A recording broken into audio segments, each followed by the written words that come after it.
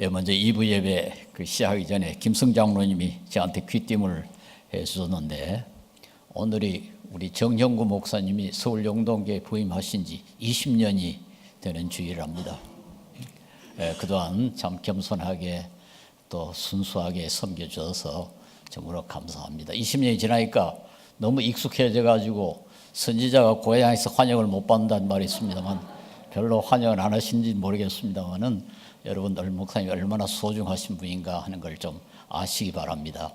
우리 일부 예배에 늘 참석을 하십니다만은 전 서울대 총장도 하시고 교육부 장관도 하신 그 조안규 박사 한 몇 년 전부터 우리 서울 영동교회 참석을 하시는데, 전 저를 만날 때마다 손을 잡고는 자기 아주 서울 영동교회 다니게 된 것을 감사하게 생각한다, 아주 행복하다, 그렇게 말씀하시면서 늘 우리 정 목사님을 칭찬을 해요. 그런 목사님 나 지금 처음 봤다, 그렇게 좋아하십니다. 여러분, 우리 정 목사님 탐내는 교회가 한둘이 아닙니다. 그러니까 정말 조심하시고 잘못하면 놓칩니다.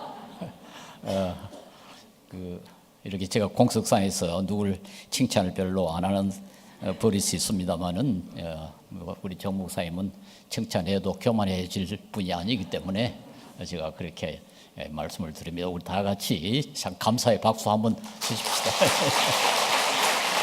감사합니다. 앞으로 또 많이 기도해 주시고 또 그렇게 협조를 해 주시기 바랍니다. 오늘은 제가 이 황금줄이라는 제목으로 설교를 해보겠습니다. 얼마 전에 우리 사회를 좀 떠들썩하게 했던 조국 전 법무부 장관이 여러 가지 비판을 받았습니다만, 그 중에 하나가 자기가 가장 비판했던 그 잘못을 자신이 행한다. 그게 여러 가지 그 비판 가운데 하나였습니다. 그래서 그때 나온 말이 조로남불, 조국이 하면은 로맨스고 남이 하면은 불륜이다, 그런 말이 생겨났습니다. 근데 그렇게 또 그분을 아주 심하게 비판하던 야당 국회의원들도 왜 또 비슷한 잘못이 저질러졌다, 그런 말이 나왔어요. 그래서 요즘 시중에 돌아다니는 말로 보수는 뻔뻔하고 진보는 위선적이다. 참 뻔뻔한 거나 위선적이나 다 참 좋지는 못합니다만은, 참 조심을 해야겠죠. 저도 오늘 굉장히 조심하려고 합니다. 나중에 손로 남불, 손보가 하면 로맨스고 다른 사람이 하면 불륜이다, 그런 소리 듣지 않으려고 노력을 해야 될 것 같습니다. 여러분이나 저나 우리 인간이 가지고 있는 공통적인 약점이 있죠. 다른 사람의 약점은 참 잘 보이고 우리 자신의 약점은 못 보는 그 약점, 참 역점 가운데 가장 심각한 약점이 아닌가 싶고, 특별히 이 외식 혹은 위선, 이건 우리 그리스도인이 항상 당하는 유혹이고, 특별히 저처럼 이렇게 앞에서 말 많이 하고 교육 또 더군다나 윤리적인 이야기하는 사람은 특별히 걸려 들어가기 쉬운 그런 유혹입니다. 제가 개인적으로 기도할 때 제일 먼저 생각하는 것이 위선. 제가 하루 종일 위선자가 되지 않았습니까? 그렇게 자책을 하는데요. 이게 참 쉽지 않은 문제입니다. 예수님도 마태복음 7장에 어째서 너는 남의 눈에 있는 들보는 보고 내 눈에 있는 뒷뜰을 못 보느냐, 그렇게 비판을 하셨어요. 네 눈 속에는 들보가 있는데 어떻게 남에게 내 눈에 티를 빼줄 테니 가만히 있거라 하고 말할 수 있겠느냐. 위선자여, 먼저 내 눈에서 들보를 빼내어라. 위선자여. 예수님이 제일 싫어하시는 것이 위선이었거든요. 바리새인들에게 예수님이 화이실진저 외식하는 서기관들과 바리새인들이여. 예수님이 그렇게 심하게 구심하시는 일은 없습니다. 그런데 제일 싫어하시는 것이 위선이고 외식이고, 그런데 우리 그리스도인이 당하는 유혹 가운데 가장 큰 것이 또한 위선이고 외식이 아닌가, 그렇게 생각합니다. 우리가 만약에 다른 사람의 잘못을 볼 수 있을 정도로 우리 자신의 잘못을 볼 수 있다면 우리는 완벽한 사람이죠. 아무도 자기 자신을 다른 사람이 나를 볼 수 있을 만큼 그렇게 보지를 못합니다. 팔은 안으로 굽는다고 자기의 잘못은 작아 보이고 다른 사람의 잘못은 크게 보이는 이런 약점을 우리가 가지고 있다는 것을 한번 인식할 필요가 있습니다. 오늘 제가 말씀드리려고 한 황금률도 바로 이것에 대한 교훈이라 그렇게 말할 수 있는데요. 본문에 무엇이든지 남에게 대접을 받고자 하는 대로 너희도 남을 대접하라. 이 대접이라는 말이 나와서 좀 오해가 생길 수 있습니다만 이건 다른 사람이 나에게 해주기를 원하는 대로 너희가 그들에게 해줘라. 다른 사람이 나에게 친절하기를 원하거든 너도 다른 사람에게 친절해라. 다른 사람이 나에게 정직하기를 원하거든 너도 그 사람에게 혹은 다른 사람에게 정직해라. 뭐 그런 뜻이죠. 이 대접이라는 말이 옛날 번역이라서 이제 그렇게 됐습니다. 이런 이걸 갖다 황금줄이라 하는 별명을 갖게 됐는데요. 이 별명은 로마의 황제 알렉산더 세베루스라는 분이 자기 왕궁 벽에다가 이 구절을 금으로 새겨가지고 두었기 때문에 이게 황금률이라 하는 별명을 갖게 됐습니다. 그런데 이게 단순히 뭐 금으로 그 글자가 새겨졌기 때문만이 아니고 이 자체가 그 교훈 자체가 참 황금같이 소중한 거다 해서 황금률이란 말로 아예 정착이 되어버린 것 같습니다. 그런데 놀라운 건 이 황금률이 성경에만 있는 게 아니고 예수님만 말씀하신 것이 예수님만 이 말씀을 하신 것이 아니라 동서양에 예수님 전에도 예수님 후에도 뭐 많은 종교 현자들이 비슷한 그런 그 가르침을 줬다 하는 사실입니다. 가장 대표적인 것이 공자의 그 황금률인데요. 논어에 보면은 이런 구절이 있습니다. 공자의 제자 자공이 평생 동안 사람이 실천하는 것을 한마디로 요약해 줄 수 있습니까? 그렇게 질문하니까 공자가 이렇게 대답했습니다. 그것이 바로 서다. 서자는 어질 서자입니다. 그것이 바로 서다. 자기가 바라지 않는 것은 남에게도 하지 않는 것이다. 기소불욕을 물시의인이라. 유명한 구절입니다. 자기가 원하지 않은 것을 다른 사람이 하도록 하지 마라. 내가 욕먹기 싫거든. 다른 사람들이 욕먹게 하지 마라. 그 말 아닙니까? 뭐 그런 일들이 참 많이 있을 수 있죠. 내가 싫으면 다른 사람 싫다. 그러니까 내가 원하지 않는 것을 다른 사람이 하도록 하지 마라. 그렇게 가르쳤습니다.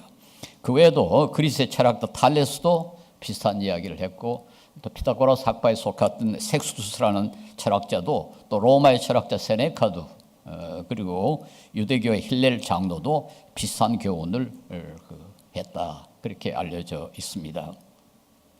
하여튼 뭐 동서고금을 막론하고 윤리의 원칙으로서는 가장 널리 알려져 있고 또 많은 그 영향을 끼친 것이 바로 이 황금률입니다. 그래서 1993년에 세계 종교회의라는 것이 독일에서 열렸는데 그때도 이 황금률이 동서고금에 가장 많이 알려진 도덕 규칙이다 그렇게 지적을 했고 세계 윤리 선언에 이것을 반영했습니다. 이건 우리 철학 윤리에서는 보편화 가능성의 원칙이라는 이름으로 알려져 있습니다. 좀 단어가 복잡합니다. Principle of Universalizability 사전에도 없는 단어입니다만은 내용은 뭐 이해하기가 쉽습니다. 보편화 가능성의 원칙. 그건 뭔가 하니까 어떤 주장을 보편화할 수 있느냐. 예를 들어서 나는 좀 돈이 필요하니까 좀 훔치겠다. 그러면 그것을 보편적으로 만들어 봐라. 즉 누구든지 필요하면은 훔쳐라. 그렇게 할 수 있느냐? 그건 안 되죠. 누구든지 다 훔치면 큰일 나죠. 내가 죽으라고 도둑질을 해놨는데 다른 사람이 내 것도 훔쳐가 버리면 안 되잖아요. 그래가지고 도둑이 제일 싫어하는 게 다른 도둑이에요. 응? 자기 혼자만 도둑을 해야 도둑질해야 그게 이익이 되지. 아니 내가 도둑질하는 걸 다른 사람이 훔쳐가 버리면은 뭐 도둑질 하나만 아닙니까? 제가 옛날에 아주 참 특이한 공무원을 하나 만났는데 이분이 이 공무원의 부패에 대해서 엄청나게 비문관계해요. 그래서 나는 굉장히 훌륭한 사람으로 그렇게 알았습니다. 나중에 알아보니까 가장 부패한 공무원 가운데 한 사람이라고. 가장 부패한 공무원이 그 공무원의 부패를 가장 심하게 비판을 하더라고요. 왜냐하면 그래야 자기가 부패한 이유가 있죠. 다른 공무원도 다 같이 부패 부리면은 자기에게 돌아오는 이득이 별로 없지 않겠습니까? 그러니까 윤리적이 된다는 말은 보편화 가능성의 원칙에 입각해서 행동한다, 그런 뜻이 되고, 이걸 제일 먼저 어떤 면에서는 좀 많이 알려진 원칙으로 만든 사람이 독일의 철학자, 윤리학자 칸트입니다. 칸트의 그 유명한 그 정언명령이라는 것은 좀 표현이 복잡합니다. 그 준칙이 보편적인 법칙이 될 것을 그 준칙을 통해 네가 동시에 이용할 수 있는 오직 그런 준칙에 따라 행동하라. 제가 이 칸트에 대해서 박사학위 논문을 쓴 사람입니다. 그런데도 나한테도 이게 어려워요. 이 독일 사람한테도 무슨 소리인지 어렵다고 그럽니다. 예, 너무 복잡하게 생각할 필요 없이 제가 앞에 말한 대로 그렇게 이해하면 됩니다. 당신이 어떤 개인적인 행동 원칙을 정한다 하자. 그래, 나는 필요하면은 도둑질한다, 그런 원칙을 만들었다 하자. 그 이제 보편화할 수 있느냐 그 말이죠. 보편화. 모든 사람이 필요하면은 도둑질해도 되느냐? 물론 아까 제가 그렇게 하면 나도 내가 도둑질한 것이 아무 소용이 없지 않느냐, 이제 그렇게 해석을 할 게 아니라, 우리가 직관적으로 그건 안 되지 않느냐? 모든 사람이 도둑질하는 건 직관적으로 그건 옳지 않다, 알지 않느냐? 그러면 너도 도둑질하지 마라, 그 말이에요. 그래서 이게 황금률의 정신입니다. 황금률이라는 건 사실은 조금 현대 이제 철학적인 용어로 표현하자면 보편화 가능성의 원칙이고, 칸트의 정언 명령도 역시 같은 것을 가르친다, 이렇게 이해하면 되겠습니다. 그래서 우리가 내로남불을 싫어하는 이유가, 그게 옳지 않다고 하는 이유가 바로 이게 보편화 가능성의 원칙을 어겼기 때문에 그렇습니다. 나에게 로맨스라면 모든 사람에게 다 로맨스라 해야 되고, 나에게 불륜이면 모든 사람에게 다 불륜이라 해야지, 나에게만 로맨스고 다른 사람에게 불륜이다, 이건 보편화 가능성의 원칙에 어긋나잖아요. 그렇죠? 그래서 황금률이라는 건 결국 보편화 가능성의 원칙을 따르는 거다, 이렇게 말할 수 있고, 내로남불은 바로 이 황금률에 어긋나고 보편화 가능성의 원칙에 어긋난 비도덕적인 원칙이다, 이렇게 말할 수가 있습니다. 그런데 오늘 본문에 이제 끝에 보면은 이 황금률을 말씀하시고, 무엇이든지 남에게 대접을 받고자 하는 대로 너희도 남을 대접하라 하고는 이것이 율법이요 선지자니라, 이런 말씀을 여기 하나 더 붙여놨습니다. 율법과 선지자, 이것이 율법이요 선지자니라. 이 신약성경에 율법과 선지자라 이렇게 했을 때는 거의 대부분 구약 성경을 뜻합니다. 구약을 한마디로 율법과 선지자라, 그렇게 하니까 이 말씀은 곧 이 황금률은 구약 성경을 대변하는 거고, 구약 성경은 하나님의 특별한 계시다, 우리가 그렇게 이해를 합니다. 그렇지 않습니까? 우리 기독교는 계시의 종교고, 성경은 하나님이 독특하게 자기의 뜻을 나타내신 것이다, 그렇게 믿습니다. 그래서 이 황금률이 바로 그런 것이다, 이렇게 했는데, 이게 이제 우리에게는 문제를 일으킵니다. 하나님이 특별히 계시하신 것인데 왜 하나님을 모르는 사람도 이걸 다 알고 있느냐? 왜 기독교인이 아닌 그건 공자도 비슷한 이야기를 하고, 피타고라스도 비슷한 이야기를 하고, 섹스투스도 세네카도 왜 이방인들인데도 불구하고 그들도 그걸 가르쳤고, 그뿐만 아니라 우리도 내로남불은 안 된다, 그 황금률에 어긋난 것은 잘못했다, 그렇게 우리가 느끼지 않습니까? 그게 어떻게 가능하냐? 한편으로는 하나님이 특별한 계시라고 해놓고, 다른 한편으로는 그런 계시를 받지 않은 우리도 다 그걸 느끼는데, 이게 어떻게 하나님이 계시냐? 이런 그 의문을 우리가 가질 수가 있습니다. 그런데 저는 이것이 바로 바울 사도가 로마서 2장에 말하는 그 양심이라는 것이라 그렇게 이해합니다. 로마서 2장 14절에 15절에 율법 없는 이방인이 본성으로 인간의 본성으로 율법의 일을 행할 때는 율법을 모르는 이방인도 인간의 본성에 따라서 율법의 행위를 한다는 겁니다. 이 사람은 율법이 없어도 자기가 자기에게 율법이 되나니 이런 이들은 그 양심이 증거가 되어 그 생각들이 서로 고발하며 혹은 변명하며 하여 그 마음에 새긴 율법의 행위를 나타내느니라. 양심이 작용한다. 양심이 증거가 된다. 그렇게 말합니다. 여기에 서로 고발하고 한 말은 다른 사람이 그 황금률에 어긋난 일을 해야 할 때 그거 이상하다. 우리가 조국 씨를 욕하는 것도 그렇지 않습니까? 그 황금률에 어긋난 짓을 어떻게 하느냐. 고발한단 말이에요. 또 변명한다고. 어떤 사람이 날 보고 너 왜 황금률에 어긋나게 그렇게 행동하느냐. 그러면 또 변명을 이건 뭐 그때 특수한 뭐 상황이 이래가지고 변명한다는 거죠. 바로 우리가 지금 그렇게 하고 있지 않습니까? 그게 뭐냐? 양심에 따라서. 양심이란 건 사실 굉장히 약합니다. 그 사람이 양심을 지킨다는 게 그렇게 쉽지를 않아요. 양심을 믿을 수가 있는 건 아닙니다. 그런데도 불구하고 우리 인간에게 양심이 있다는 것은 부인할 수가 없습니다. 그렇죠? 양심이 있으니까 그래도 우리가 모두 내로남불은 안 된다. 그렇게 이야기하고 또 너도 내로남불 아니냐. 그러면 그건 뭐 이렇게 또 저렇게 해서 또 변명하고 뭐 때문에 그러냐.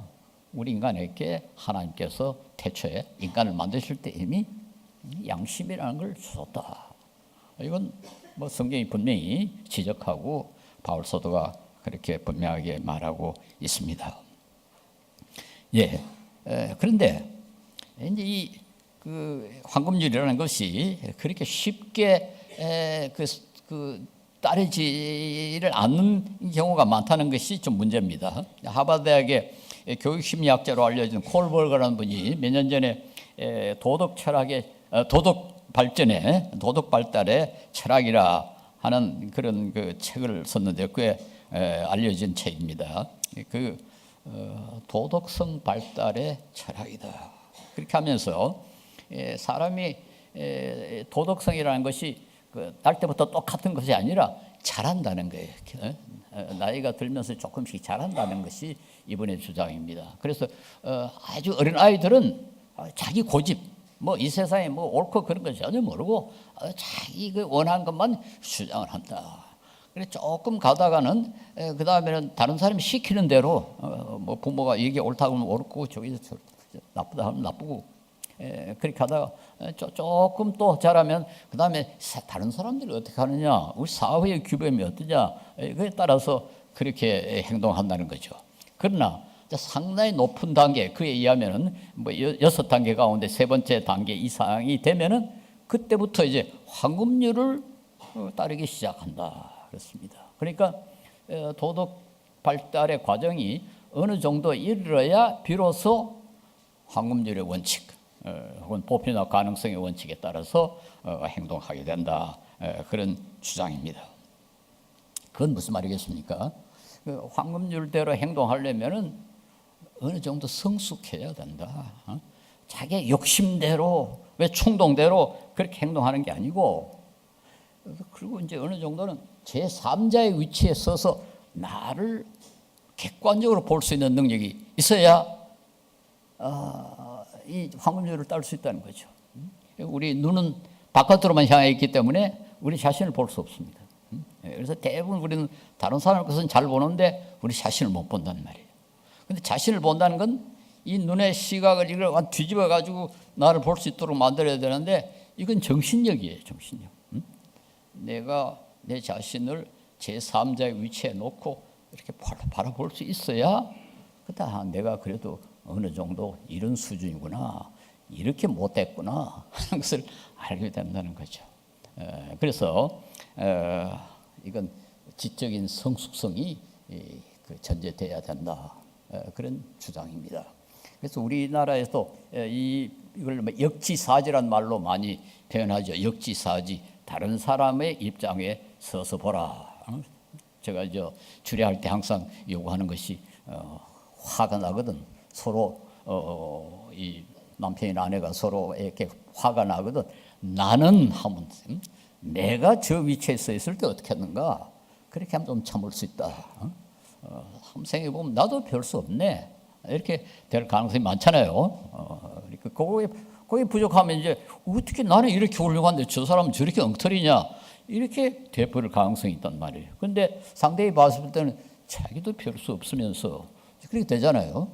우리가 싸울 때 보니까 우리 부부도 그렇습니다. 뭐 당신은 그런다고요. 그러니까 좀 뭐 욕을 하면은 비판을 하면 당신은 그럼 질끔하죠. 질끔.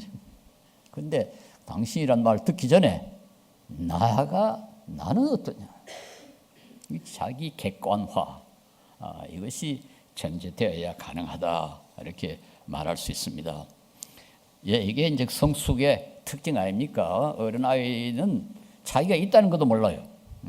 아주 어린아이는 아주 어린아이는 앞에 큰 거울을 세워놓으면 거울에 비친 자기가 다른 아이인 줄 알고 걔하고 논다고. 그 자기라는 걸 전혀 인식을 못하죠. 조금 지나야 이제 사춘기가 돼야 그때 비로소 나라는 것을 인식합니다. 그런데 지적으로 혹은 뭐 인격적으로 성숙하지 못하면 죽을 때까지 자기를 모르는 거예요. 다른 사람이 특별히 허물만 눈에 보이지 자기 허물은 전혀 보이지를 않는 겁니다. 그러니까 뭐 지적으로 미숙하다 이렇게 말할 수밖에 없죠. 내로남불이 왜 이러십니까? 자기 하는 일이 그 불륜이라는 걸 인식을 못하는 거죠. 자기가 하는 일은 로맨스고 다른 사람이 하는 것만 불륜이다. 이것이 뭐 여러분이나 저나 우리 인간이 가지고 있는 그런 약점인데 이걸 일반적으로 말해서 좀 지적 수준이 미달했다 이렇게 말할 수 있습니다. 적어도 콜베르그의 주장에 의하면 이 지적 수준이 좀 충분하지 못해가지고 이렇게 된다 이렇게 말할 수가 있습니다. 그런데 우리나라의 뭐 교육 수준이 얼마나 높습니까? 전 세계에서 대학 졸업생이 우리 한국만큼 많은 나라가 없습니다. 그러니까 전반적으로 지적 수준이 굉장히 높아요. IQ도 세계에서 제일 한국 사람이 평균 IQ가 제일 높습니다. 싱가포르하고 한국이 제일 높은 거로 그렇게 돼 있어요. 그러면은 한국 사회는 상당히 성숙한 사회가 돼야 되지 않겠습니까? 모두가 다 자기를 객관화할 수 있고 자기를 제3자 입장에서 보고 약점을 다 아니까 그렇게 사회가 그 질서가 없을 수 없고 갈등이 있을 수 없다 이렇게 느껴지는데 그렇지 않단 말이에요. 그래서 우리가 여기서 지식 수준과 지적 수준이 같이 가는 게 아니다. 한국은 지식 수준은 세계 최고라 그렇게 말할 수 있어요. 그런데 지적 수준은 상당히 낮다. 지적이란 말은 그래도 사리 판단을 제대로 할 수 있는 능력, 단순히 달달달 외우는 그런 능력이 아니라 사리 판단을 할 수 있고 논리적으로 사고를 할 수 있고 특별히 자기 자신을 어느 정도 객관화할 수 있어야 이게 지적 수준이 높다. 저는 그렇게 주장합니다. 저는 우리 사회의 그 소위 지식인들이라는 사람들, 대학 교수, 지식은 잔뜩 가지고 있죠. 그런데 지적 수준이 형편없어요. 제가 대학 총장을 해봐서 교수들의 지적 수준이 어느 정도를 잘 압니다. 지적 수준은 중고등학생과 별 차이가 없어요. 그러니까 이게 이 연구실에 조교 월급 교수라는 게 떼먹고 말이죠. 거짓말하고 또 자기 아들 공동 저자라고 논문 올려가지고 무슨 대학에 합격시키고 그런 자들이 지금 한둘이 아니지 않습니까? 그걸 보면은 지식 수준은 높은데 지적 수준은 낮다. 사리 판단을 제대로 못한다. 그리고 이런 지식 교육은 아무 소용이 없습니다. 왜냐하니까 이제 컴퓨터가 훨씬 더 많이 알아요. 근데 외울 필요가 없어요. 지금 구구법 외우는 나라는 전 세계 별로 많지 않습니다. 미국 사람은 662 36을 모릅니다. 지금 외대 교수 한 분이 미국에 가서 6 곱하기 6은 얼마지? 그러니까 이 사람이 36이지. 그러니까 미국 교수가 계산기를 내가지고 당신 천재네 그러더라는 거예요. 응? 달달 외우는 교육은 아무 소용이 없습니다. 제가 지금 최근에 우리 대통령께서 아주 독재적으로 이렇게 중요한 교육 문제를 일방적으로 결정을 해가지고 무슨 수시를 좀 줄이고 정시 모집으로 학생을 뽑아야 된다. 그 말은 달달 외우는 교육 주로 시켜라 그 말 아닙니까? 완전히 퇴행적인 그런 교육 정책을 좀 다시 하고 있습니다. 저는 이건 아주 잘못된 그런 정책이라고 생각하고 뭐 이 저뿐만 아니라 정교조도 반대하고 모든 교육감이 다 반대하고 제가 지금 그 좌파로 알려진 사회국 걱정 없는 세상차 이사장입니다. 그 단체도 이건 안 된다 그렇게 하고 있습니다. 교육 망치는 길입니다. 여러분 생각하는 교육, 좀 논리적으로 판단할 수 있는 교육, 특별히 자기 자신이 어떤 존재인가를 좀 인식할 수 있는 교육, 그래야 창의적이 될 수가 있고 그래야 인격이 성숙해질 수 있고 사회가 좀 안정이 될 수가 있습니다. 좀 도무지 황금줄이 전혀 맥혀 들어가지 않는 우리 사회, 내로남불이 아주 버젓이 일반화되어 있는 사회가 되어 있는 것은 우리 지적 수준이 훨씬 너무너무 낮기 때문이다. 저는 심하게 걱정을 합니다. 그런데 우리 그리스도인들은 누구보다도 지적 수준이 높을 수밖에 없는 그런 상황에 있습니다. 왜냐니까 우리 생각과는 완전히 다른 성경 말씀이 우리가 늘 읽고 그 성경 말씀에 기초해 있는 설교를 듣고 그렇게 하지 않습니까? 그러니까 우리를 비판하는 책이 앞에 있다고요. 그리고 성경을 우리가 올바로 읽으면 계속 우리가 비판을 받거든요. 이 가르치나하고 나하고 너무 다르구나. 내가 잘못하는구나 하는 걸 느낄 수밖에 없습니다. 그러니까 그리스도인들은 누구보다도 더 성숙해질 근거가 있습니다. 특별히 기도란 건 우리가 여러 가지를 이야기할 수 있습니다만 저는 적어도 4가지가 거기에 들어가 있어야 된다. 첫째, 찬양. 하나님이 얼마나 위대하시며 얼마나 사랑이 많으시고 얼마나 영광스러운가 하는 걸 우리 인정하는 기도. 그 다음에 중요한 것이 회개, 그 다음에 감사, 그 다음에 도구. 이 4가지가 저는 기도의 핵심이라고, 그래서 제가 영어로 act라고 그렇게 늘 외우고 있습니다. adoration, confession, thanksgiving, supplication. 그래서 저는 ACTS라고 그런 순서로 기도하고 그걸 아주 중요하게 생각합니다. 근데 그 중에 회개. 우리가 진정하게 회개하려면 어떻게 해야 됩니까? 내가 얼마나 못된 놈인가 하는 걸 알아야 회개를 하는 거죠. 입에 발리게 그저 하나님 내가 잘못했습니다. 이건 회개가 아닙니다. 회개란 건 내가 얼마나 큰 죄인이고 얼마나 위선적이고 얼마나 외식을 많이 하고 얼마나 욕심이 많고 얼마나 다른 사람에게 해를 많이 끼쳤고 법을 어겼느냐. 이걸 절실하게 깨달아야 회개가 되죠. 그래서 진정한 회개는 자기를 도마 위에 얹어놓고 난도질을 하는 겁니다. 난도질을 해요. 그래야 그게 진정한 회개가 되지 않겠습니까? 그래서 우리 그리스도인이 회개한다는 것, 이건 자기를 객관적으로 볼 수 있는 아주 좋은 기회입니다. 저는 부족합니다만 항상 이렇게 사람들 앞에서 말하는 기회가 많고 더군다나 또 소위 쓴소리, 바른 소리 한다는 미명하에 비판을 많이 하는 사람이기 때문에 기도할 때 제일 가슴이 아픈 것이 너는 위선자야. 너는 위선자야. 그게 제일 힘듭니다. 위선자. 너는 정말 그렇게 비판하면서 너 제대로 사느냐. 그게 항상 가슴이 아프죠.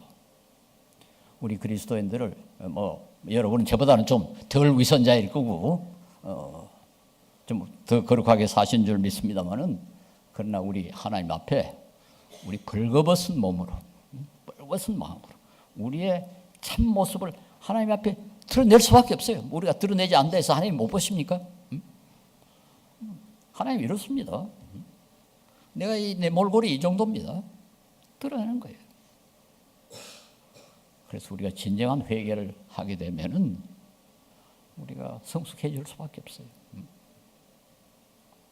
그래서 우리 그리스도인들은 누구보다도 성숙해야 되고, 그래서 그리스도인들은 누구보다도 내로남불은 저지르지 않아야 될 것입니다. 그런데 마태복음 22장에 그 유명한 구절에 예수님이 십계명을 요약을 합니다. 내 마음을 다하고 목숨을 다하고 뜻을 다하여 주 너희 하나님을 사랑하라 하셨으니. 예, 저 말씀하기 전에 한마디만 더 하겠습니다. 그 회개에 대해서. 우리 교계 저보다 훨씬 젊은 사람입니다만은 저 못지않게 교회를 비판 많이 하는 사람이 있었어요. 엄청나게 비판을 많이 했습니다. 그런데 얼마 전에 한 몇 달 전에 저한테 이메일을 보내가지고,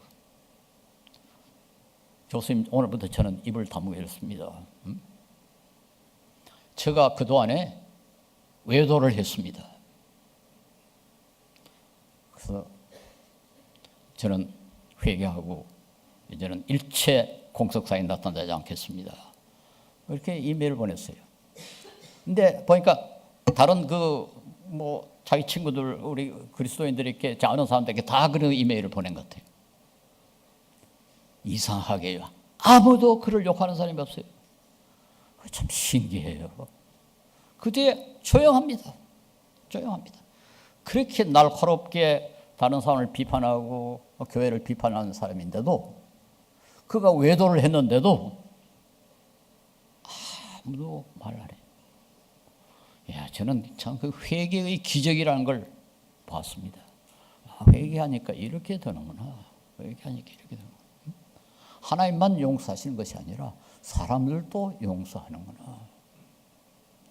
예, 참 회개는 위대합니다.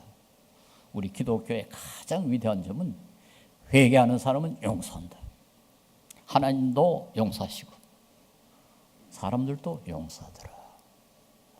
여러분, 이 회개의 위대함을 아시고 이게 얼마나 좋은 참 축복인가 하는 것을 알 수 있기를 바랍니다. 다시 예수님께서 십계명을 이렇게 요약을 하셨어요. 즉, 마음과 뜻과 정성을 다해서 하나님을 사랑하라. 이것이 크고 첫째 되는 계명이고, 둘째는 그와 같으니 내 이웃을 내 자신같이 사랑하라 하셨으니, 이 두 계명이 온 율법과 선지자의 강령이라. 여기 온 율법과 선지자의 강령이라. 아까 그 황금절 뒤에도 예수님께서 이것이 율법이요 선지자니라 그랬지 않습니까? 그 말은 황금절이 바로 십계명의 요약이다, 그런 뜻이 되겠습니다. 십계명의 가르침이 핵심이 뭐냐니까 사랑이라 그렇게 가르쳤습니다. 그러니까 황금절도 핵심은 사랑이다. 그래서 바울 사도는 갈라디아서 5장 14절 온 율법은 내 이웃 사랑하기를 내 자신같이 하라 하신 말씀에서 이루어졌나니. 온 율법이 바로 사랑이다. 사랑으로 율법이 다 이루어졌다. 그러니까 황금절도 그 궁극적인 내용은 사랑이다. 그리고 그 사랑은 물론 이웃에 대한 사랑입니다. 그래서 바울 사도는 갈라디아에서 여기 이상하게도 온 율법은 내 이웃 사랑하기를 내 자신같이 하라 하신 말씀에서 이루어졌나니, 이상하게 하나님 사랑을 빼먹었어요. 예수님은 십계명을 요약할 때 하나님 사랑하는 거고 이웃을 사랑을 언급하셨는데, 바울 사도는 하나님 사랑은 빼먹고 이웃 사랑만 이야기합니다. 이것에 대해서 그 스웨덴의 철학자 니그렌이라는 분은 이렇게 설명을 했어요.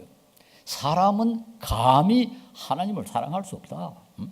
하나님은 우리가 믿고 순종하고 찬양하고 두려워할 뿐 사랑의 대상이 아니다. 하나님은 우리를 사랑하시지만 우리는 감히 하나님을 사랑할 수 없다. 우리의 사랑은 이웃에게만 향할 수밖에 없다. 이렇게 해석을 합니다. 저는 그 해석이 반드시 옳다 그렇게 주장하지는 않습니다만 일리가 있는 말이죠. 하나님을 사랑의 대상으로 삼는 건 조금 그렇다. 하나님은 경배와 찬양과 두려움과 순종의 대상이다.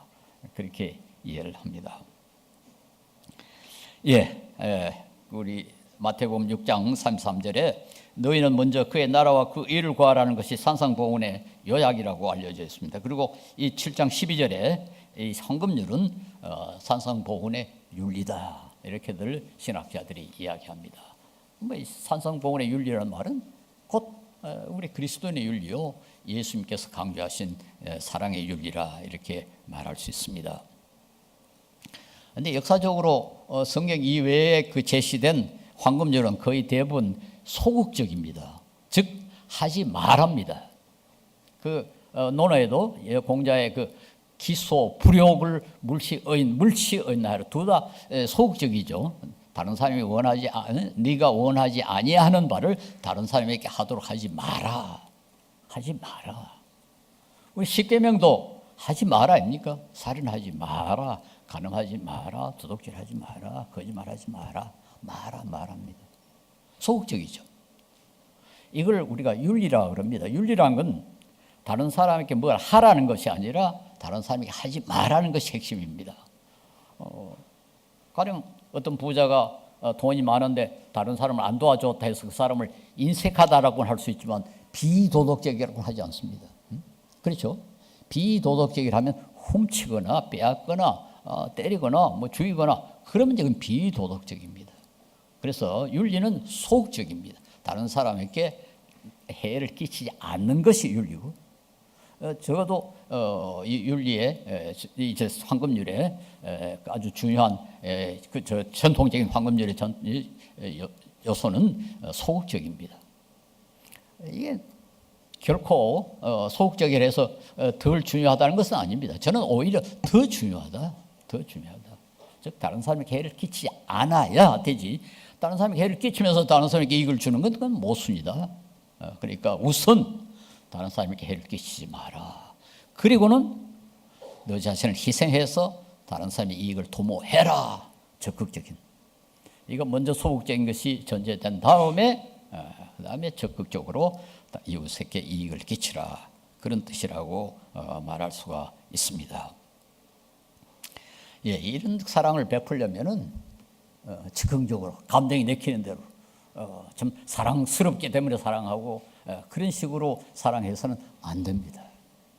그건 오히려 성경의 그 사랑이 아닌 에로스 사랑이라고 할 수 있어요. 사랑스러운 걸 사랑하고 사랑할 자격이 있는 걸 사랑하는 건 그건 누구든지 할 수가 있어요. 그건 에로스입니다. 성경이 가르치는 아가페는 온수를 사랑하라. 사람들이 그렇게 내게 하지 않은 것, 내가 노력하고 생각하고 결심해야 할 수 있는 사랑을 아가페라고 그럽니다. 그래서 니그렌이라는 분은 이 아가페와 에로스란 책에서 우리 기독교가 가르치는 아가페는 의지다, 감정이 아니고 의지라 그랬어요. 의지라는 건 우리가 결심하고 결정하고 해야 되는 거거든요. 자발적으로 하는 걸 의지라고 하지 않습니다. 내가 따져보고 이게 옳다고 생각해서 하는 것을 의지라 그렇게 말합니다. 그래서 저는 우리 그리스도인들은 행동할 때 생각하자, 따지자. 그러니까 이게 결국 하나님께 옳고 이웃에게 이익이 되느냐, 이게 내로남불이 아니냐, 이게 황금률의 원칙에 맞느냐, 따지자, 생각하자.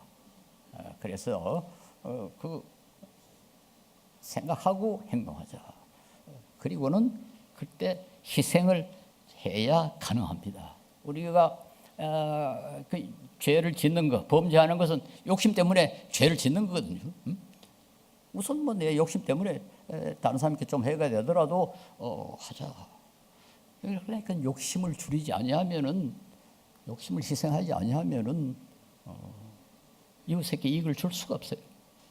그래서 우리는 그리스도인들은 조금씩, 적어도 조금씩 그 희생을 각오해야 되는 겁니다. 손해를 보지 않고 윤리적으로 행동하고 하나님 말씀대로 산다는 건 참 어렵습니다. 예수님은 십자가에 자기 자신을 내줄 정도로 희생하셨습니까? 그리고 요한 1서에 보면 요한은 그가 우리를 위하여 목숨을 버리셨으니 우리가 이로써 사랑을 알고 우리도 형제를 위하여 목숨을 버리는 것이 마땅하니라. 이 무서운 말씀입니다. 목숨까지 버려라. 목숨까지 버려라. 그래서 우리가 목숨까지는 못 버리더라도 그래도 조금씩 손해 볼 각오를 해야 되지 않느냐 하는 겁니다. 우리가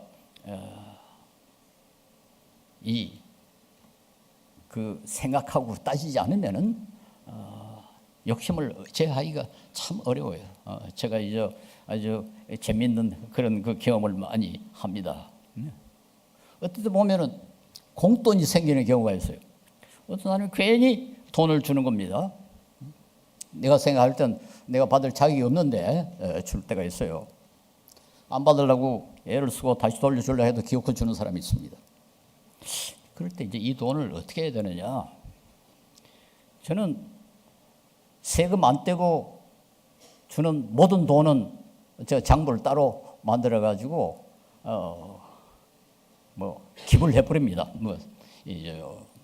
구제나 선교나 하여튼 사회봉사 이런데 다 기부를 해버립니다. 이렇게 교회에서 받는 모든 강사료는 다 세금을 안 떼고 주기 때문에 그건 전부 그쪽으로 들어갑니다.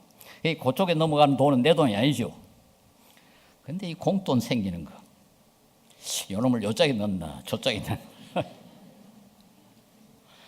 이걸 내가 쓰면은 이건 세금 안 떼는 수입이 되어버리고 결국 내가 쓰게 되고 이쪽에 옮겨 놓으면 이건 내 돈이 아니고 완전히 다른 사람의 돈이 되는 거죠. 좀 아까워요. 응? 그래가지고 요짝에 넣나 저짝에 넣나 그러다가 저 자신이 참 너무 한심해 보여가지고 그런 거 가지고 네가 고민하느냐 그렇게 해서 과감하게 오른쪽으로 집어넣고 그런 경우가 있습니다. 고민합니다. 생각합니다. 그래서 우리가 작은 일을 할 때도 이게 정말로 다른 사람께 이익이 되느냐 안 되느냐, 다른 사람이 싫어하는 거냐 아니냐. 그래서 여러분 행동할 때 조금 생각하시기 바랍니다. 자동차를 운전할 때 끼어들기, 이거 좀 내가 끼어들면 좀 빨리 갈 수 있는데, 그러면은 다른 차가 여러분 앞에 끼어들 때 잘해 그렇게 합니까? 좀 화가 나죠. 그럼 틀림없이 내가 끼어들 때도 다른 사람이 좀 화가 날 거라고요. 그때는 여러분이